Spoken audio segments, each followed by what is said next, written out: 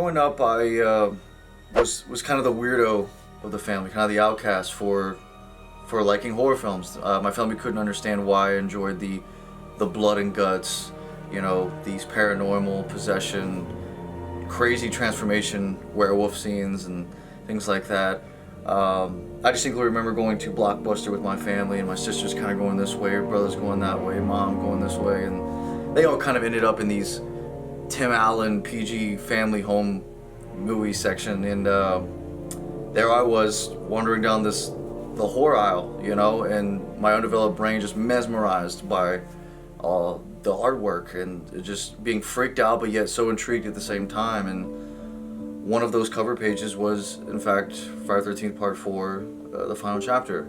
I wanted to know what was the deal with this hockey mask, and why does it have all this blood on it? I was so intrigued, and eventually my folks let me rent a couple of the films, and I started out of order, kind of went from 3, 6, 7, and it took me a while to figure out, okay, what happened to this guy, and why is this character like this, and why is he now zombified, and things like that. Also, when I was a kid, I remember going to my aunt's boyfriend's house. He had this large property, over 72 acres, and I remember this pond that he had down this large hill, steep hill. There was a small little dock on it, and I remember walking onto this dock, and this pond had the blackest water I've ever seen. It was almost looked like tar, and I remember looking down and seeing my reflection. And if you think about that shot in 2009 where they kind of throw Jason into the water, he kind of sinks deeper and deeper into the water, but think about that in reverse. As I was looking down at the water, I pictured him coming up and grabbing me and just being terrified. And yeah, I mean, as long as I can remember, I've always been a fan.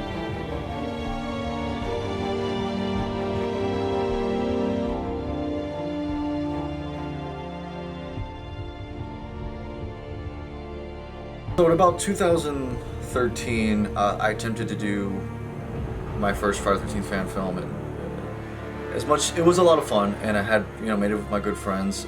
For me though, it was a complete disaster as a filmmaker and director. I just felt like I wasted everybody's time. I felt like I had more to offer, but I couldn't bring it to life. My knowledge just wasn't quite there yet.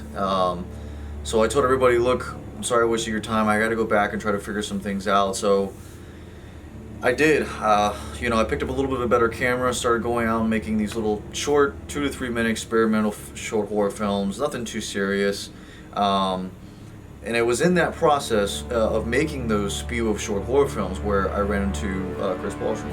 I met Cody right after I had actually come back from LA, and I had gone out there with an idea and a dream and for a show, and thought I'd conquer the world, and it was immediately rejected and sent home. And so I was back here, and I've always been interested in film, mostly from the writing process. I had kind of a different career before I got into this, and Cody and I ran into each other by chance, and we discovered that we had a mutual interest in film, and the next thing I know, we are going out and we're putting together these short horror films. So after developing a couple of these short horror films, Chris and I decided that we kind of wanted to take it up a notch. We wanted to do something a little more bigger, and we were sitting around one day, and I kind of just pitched him, hey, what about Friday the 13th? What about Jason Voorhees? And he immediately obviously knew what it was, grew up watching the films as well, and he's like, yeah, I'm in.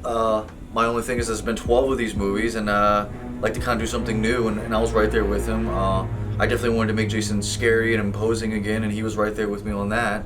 And it was in the process of writing this short film that we decided that, we have an opportunity here to really leave our stamp on it.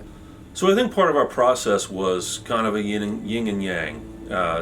Cody had the knowledge of the mythos of Jason Voorhees, the characters, the story, and I was pushing to try to be as different and as creative as we could. So between those two processes, he would push back and say, no, that's not a Friday idea. You can't do that in a Friday film. So I learned a lot from him on how we would encapsulate this character while at the same time trying to do something that hadn't been done before. As through this process, I think we realized that 20, 25 minutes, 30 minutes, it just wasn't going to be enough, we wanted to go bigger. And I think the moment that helped push us to get there was when we met Neil Fruin.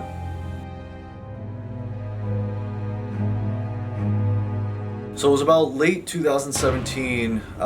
We've already kind of attempted to do this short film, and we did a little bit of crowdfunding. And I used to work at a local TV station doing some cinematography work, and he went outside to having a smoke and taking a break. And he's like, "Hey, how's your Friday the 13th movie going?" And at the time, we kept getting kicked out of local parks for having machetes and this and that, and we can't get drones in the sky because we're next to the airport, and all these things were just going wrong. And he said, "Well, I got a bunch of land,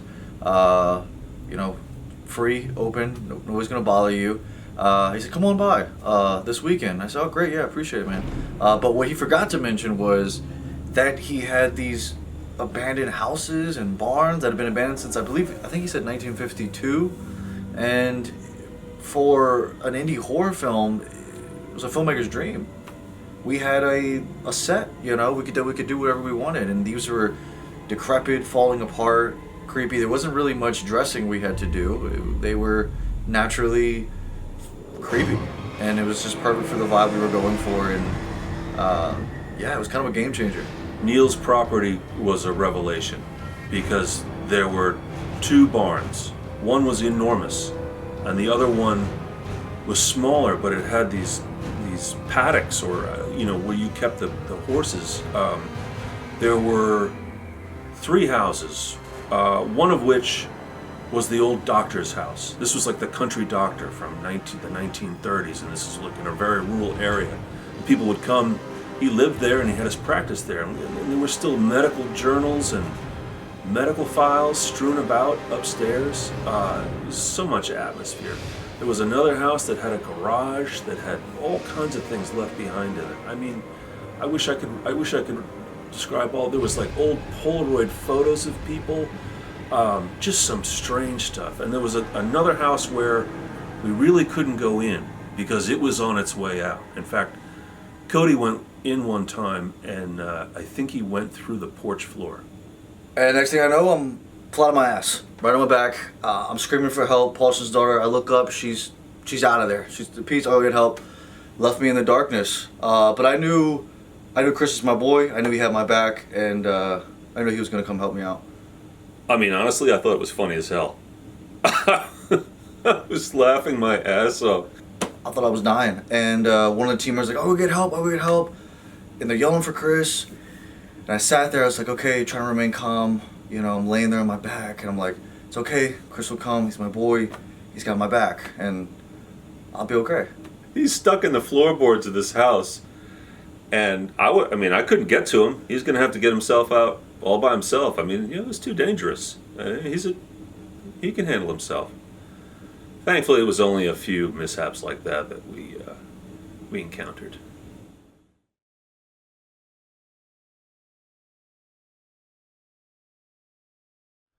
What's going on, Friday fans? We are here with Jordan Blanco, aka Jason Voorhees himself. Jordan, how you doing, my dude? Feeling really good. It's a pleasure to be here with you, man. Right off the bat, it's been 3 months, right, since the film's been released to YouTube. Since then, the film has gathered tons and tons of views, a lot of positive reviews, and we're getting closing in on 1 million views. Is this something that you anticipated? Did you think we were going to get this far with the views and stuff? Yes. How's that? Because, I love our movie, and I thought people were going to like it. Good answer. When we kind of told you that we were going to do like a new story, right? This is more of we're still going back to the camp, right? We're going back to the land, but we're bringing more of criminals to the camp as opposed to your horny teenager campers. Was that something that you were intimidated by, or did you actually kind of welcome that? I welcomed it.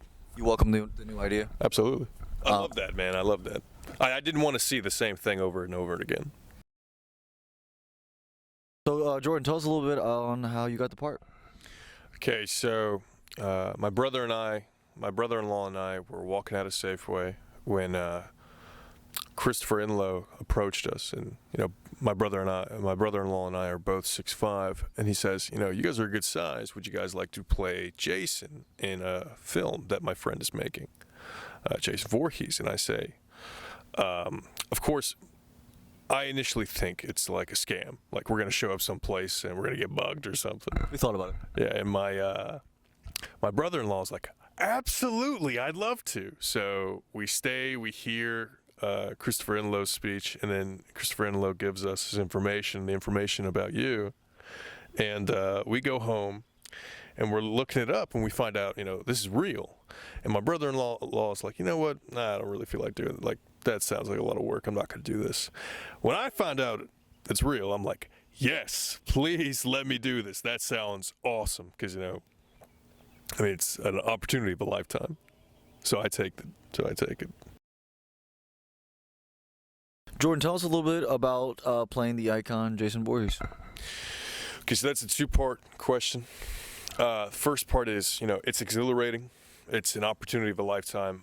I miss it today because it was a blast. Like being able to do the things that we did, shooting this film was amazing. Like I had a great time. It's awesome, obviously, too, to watch it all at the end. So I miss it now. Second part to that question, though, getting into the costume and being in that costume for about 12 hours. There's a few things about the costume that were problematic. One, most of my scenes were at night, and this mask, you actually can't see anything at night. You are completely 100% blind. So I was, I might not have been like the biggest or the fastest or the strongest or the meanest Jason. No one thinks that.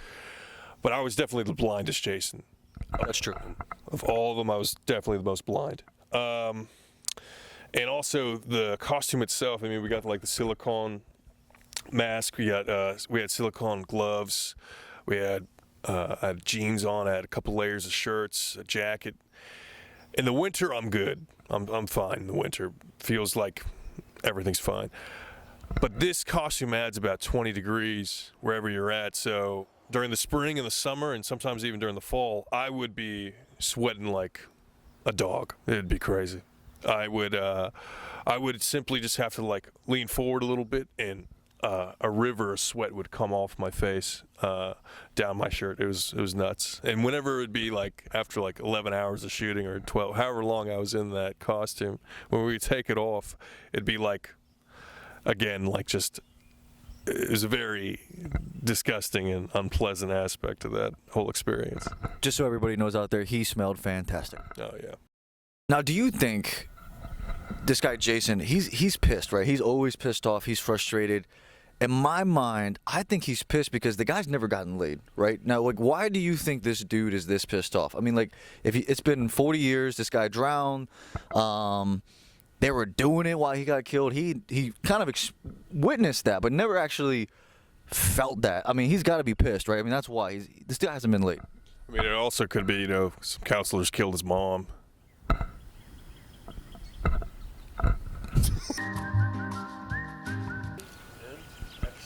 Really gotta take a crap. So obviously, Voorhees was a very drawn-out process, right? Took us over 2 years to make it, filming-wise. Out of those 2 years, can you tell the fans a little bit about some of the botches and mishaps that happened out there? Okay, so like 4 to 5 months into filming, we take the 45-minute trip out to where we're shooting the movie, and our producer, Chris, accidentally, before we get to shoot a single scene, as I'm getting into the costume, drops the mask and it shatters completely. Yeah. And we're looking at that thing and we're like, we're on the ground picking up pieces. We're picking up pieces. It takes like a week and a half, 2 weeks for someone to glue it together and fix it. It's true. It was a defeated moment, but to his defense, it does add something. Actually, it looked better after they glued it together. Like, it looked better than the original, how it looked. A little more wear and tear. Yeah, absolutely. So that was one pretty terrible botch. Second one was there was a night where we were trying to kill Emilio. And we're in this like abandoned house, and old doctor's house. Old doctor's house. We're trying to kill him, and before we can start the scene, like bees just swarm Emilio, like straight up attack him.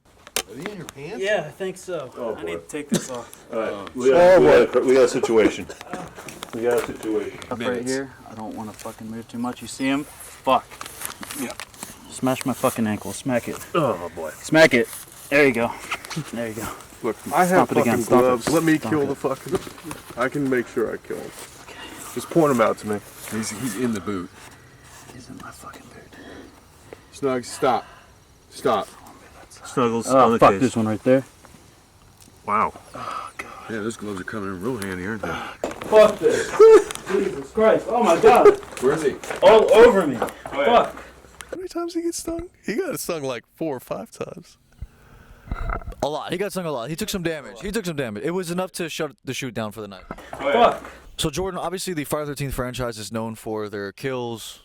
They get very creative, right? There's been 12 of these movies. Out of the kills in Voorhees, if you had to pick one, which one would it be and why? I'm torn between 2. So first kill, machete kill. I loved doing that kill. Like, I loved swinging the machete. That thing was awesome, and I liked how it turned out. Second kill I'm torn between is the hammer kill with Will. He plays Travis. Yeah, I gotta stress that. Okay, because Will was a trooper, man. Like, we killed that guy, I think 3 different times, and the hammer kill was what we ended up, settling on for his death.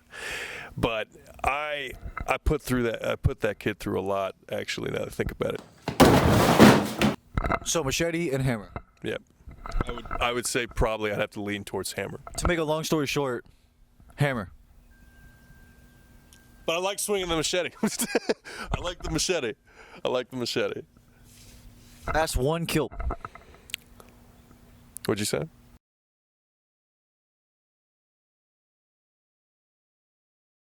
So after filming for a long time, several years, we finally entered post-production, which was another challenge. I thought, being that we would be indoors, it was going to be a lot more of a simpler project.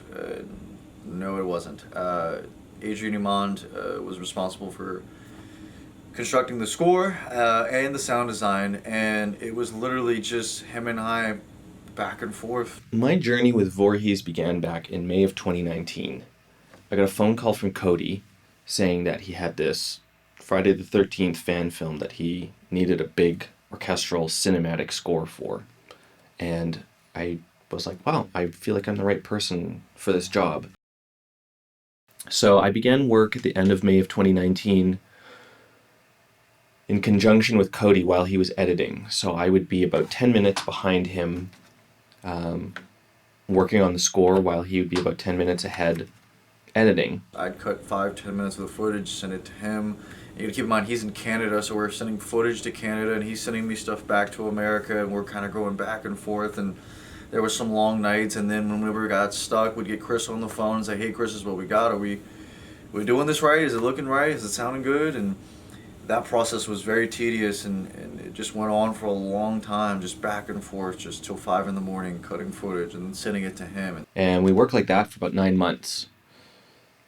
It was a very long process. We talked on the phone pretty much every single day, sometimes for 4 or 5 hours. And he was just teaching me about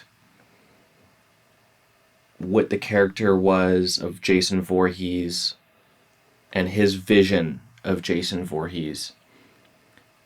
And he was very, very particular in what he wanted. But at the same time, we were able to strike this balance of I could still try things, and sometimes if we didn't know what to do on a particular scene, he would just say, just go for it. Just let's see what you got. And we worked like that for 9 months. And it was really, really great. It was a really fun process to go through of discovering the sound of Jason.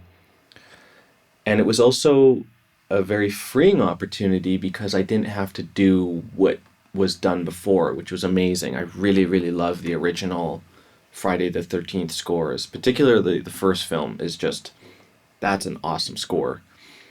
But I didn't want to do what was done already. I did want to take it a slightly different direction, while still in the background of it that there was very much an homage to the original score, and there are certainly scenes throughout the film where I do pay tribute to the score in my own way without ripping anything off. But it's finding that balance between those two things of what was done before and where we wanted to take the film. This was a story that had never been told with Jason.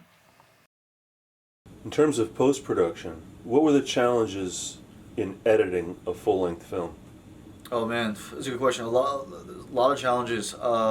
First things first is, you're combining footage that you shot all out of sequence, so you have all this footage that's beginning, middle, and end, and you want to make it cohesive and make sense. I think one of the bigger challenges for me, especially early on, was deciding what could stay and what had to go. We shot quite a bit for the film. There's quite a bit of deleted scenes, and we spent so much time and energy shooting those scenes. It was kind of hard to let go, But we knew that the film had to have a cohesive flow to it, and it had to make sense. And I think the one thing about editing is it's just always overlooked is the cuts are so precise. They have to flow. We have to know. You don't really know exactly when to cut.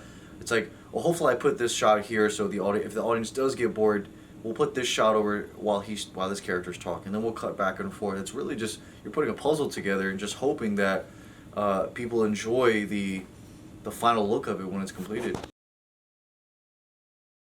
One of my favorite scenes to work on was the campfire sequence, which is this 9.5-minute climactic section of the film. And there was always this talk between Cody and I where he was saying, there's going to be a moment where I'm going to tell you the leash is off and you can go for it, like really, really go for it. And I was like waiting for this moment for months and months and months. And so I think it was about the end of October of 2019, just getting into November, and he said, the scene's coming up. I said, I know, I'm excited. I've been thinking about it a lot. And we hit about the middle of November, and he's like, okay, here it is. Here's the campfire.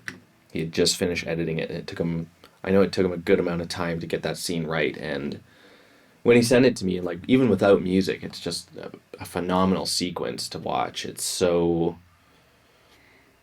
dramatic. It's so epic. It really shows off the Jason character at his best. It's just how terrifying he is, and ultimately how powerless our gang is against him. Jason is an unstoppable force. And Cody said to me, now is the time for the leash to come off. And I just went for it. I tried to write the biggest piece of music I've ever written in my life.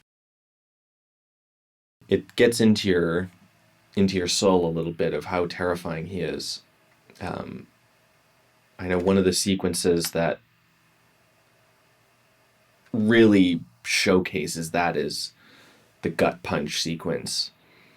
And that scene, like, it terrified me so much watching it. I was just utterly mortified that I actually stepped away from doing the orchestral music in that sequence, and I went with really like a synthesizer orchestral blend, sort of like a hybrid score at that point. Because I knew the orchestra kind of needed some help there to just realize the vision of how terrifying it is that this character just punches right through this guy and rips his guts out. It's terrifying. It's really, really scary stuff. And I think that's what I brought to the film, was that I was genuinely terrified as I was watching the whole thing. I had a lot of fun doing things like jump scares in the film because I knew how impactful those moments were, and I knew they worked if they got me. Sometimes I would forget, I'd be like checking over a scene and a jump scare would get me, and I knew I was like, okay, I'm on the right track if I'm scaring myself. I'm very happy with how the film has turned out. It's been an incredible experience for me to work with Cody. It's been an incredible experience for me to work with Chris, the producer. I'm so proud of what the cast has been able to accomplish. It's not easy doing the types of sequences that they had to do. And also the makeup team, what they were able to do, really, that influenced so much of the work that I was able to do. So I'm very thankful to be a part of the VOORHEES team, and I'm very thankful for Cody for supporting me throughout the whole process. It is very difficult to do these types of things, and it's a lot of late nights. Sometimes you have no ideas. Sometimes you have too many ideas. And he was able to work with me in a very collaborative way to come up with something that I think the fans are going to really enjoy.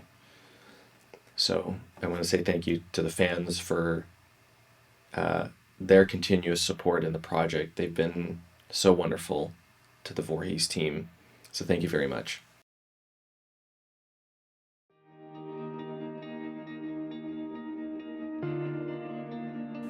So as we got closer and closer to release, Chris and I started attending some of these test screenings in the theater.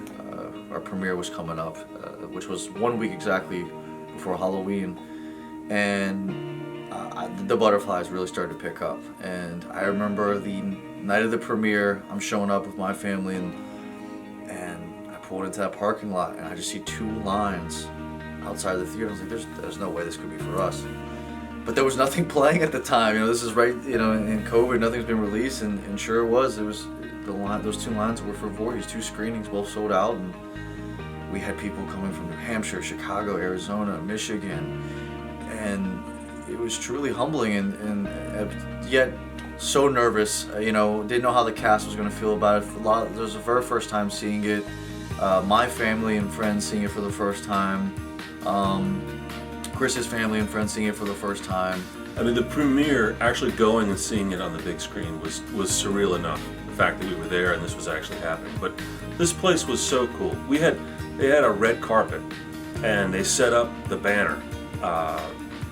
We're doing interviews in front of the banner, like it's Hollywood Access Tonight or something. People have come from all over the country, different places. They're dressed up. They're wearing their Jason costumes. They're wearing other costumes. They were so excited to be there, and to be able to share that with them and experience the fans really just getting into it was just a great moment. And then we started kind of piling out the theater, and then all of a sudden we're signing poster after poster. We're signing Jason hockey masks, VOORHEES hockey masks, action figures. We're almost kind of just surrounded, and seeing. I'm looking over my shoulder and I'm seeing the cast sign. I'm looking over here, Chris is signing, and it was very rewarding to see that all of our hard work finally paid off, and these people who came from all over the place, it was a chip well made, and for us it was just extremely gratifying, and we couldn't have been more humbled about the whole experience, and yeah, I was proud of my people. I was proud of everybody that night. It was really an honor to witness something like that.